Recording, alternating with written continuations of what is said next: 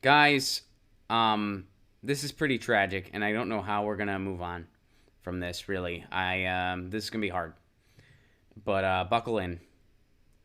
I know you're thinking, gee, we really need radical change in this country, and we got to do something about the status quo, and we need all the allies we can get. And it really pains me to let you guys know that we lost. We have potentially lost in the political arena a huge ally. We're gonna get through this, but here is some very rough news, guys. Howard Schultz has largely stopped his presidential prep work. I know. I know it's hard. I know. I'm giving you guys time to digest that before I continue to the article. I know what you're thinking, man. This guy was just so inspirational. A billionaire talking about the national debt and how that's the biggest problem in our country and how we can't have health care or free college or living wages. That was inspirational, and we really needed that kind of pragmatic institution of no ideas whatsoever. And that was going to get us to where we needed to go. If you keep pummeling no ideas, eventually you'll just get good ideas. That's how it works, I guess. And I know it's really tough that Howard Schultz is gone, but here's what's going on. So this is from the Daily Beast, MSNBC Light. When former Starbucks CEO Howard Schultz first declared that he was entertaining the idea of running for president, he was ubiquitous on the political scene, sitting for interviews with major outlets, appearing at buzzy conferences that were sparsely attended, and making various stops for a book tour. All right, but in the past 2 weeks, he's disappeared. So leaving the impression that the presidential campaign he was flirting with won't actually come to fruition. His aides say that's not the case. Well, here's fingers crossed. Bill Burton, a senior Schultz advisor, said that Schultz was considering a bid and remained committed to the time frame. Clearly, this person's an advisor and not a friend, because if this person was a friend, they would say, Howard, please stop. Please stop, Howard. Please stop.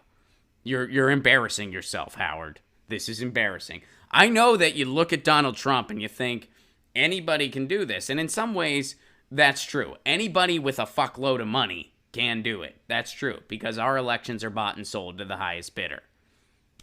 But, Howard, dude, you're embarrassing yourself. This is painful. You have no ideas whatsoever. You're hurting your own brand. And I know you're not directly involved with Starbucks anymore, but you know, other people are. You handed off the baton. Have some consideration for them. Please, Howard. Please. That's what a friend would say to Howard Schultz. So this person's an advisor, not a friend.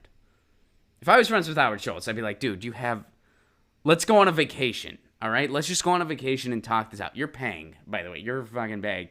But let's go. Let's just go. Where do you want to go? Where's somewhere in the world you have not been, Howard? Where's somewhere in the world you haven't been? We'll take a private jet there, bro. We'll take a private jet. Don't take this the wrong way. Can we have coffee there that's not from your company? You burn it on purpose to save money. Please. I'm sorry. No, don't make it a coffee-themed milkshake. I'm not into that. I feel like I just want to drink black coffee. This is black coffee. No offense if you like the coffee-themed milkshakes. That's fine, and I get it. Howard Schultz had this great idea of, hey, we're going to sell dessert for breakfast and make it seem grown-up. And people were like, fuck yeah, I get it. I get it. And I'm not going to tell you that I didn't go through a phase where I really loved mint mocha frappuccinos. I did. I was 20, and I was like, yeah. And then I was like, this isn't my daily caffeine intake that I need as an adult person participating in the world because I have an addiction. It's an addiction, and I own that. There are worse addictions one could have. So anyway, Howard Schultz may or may not have stopped.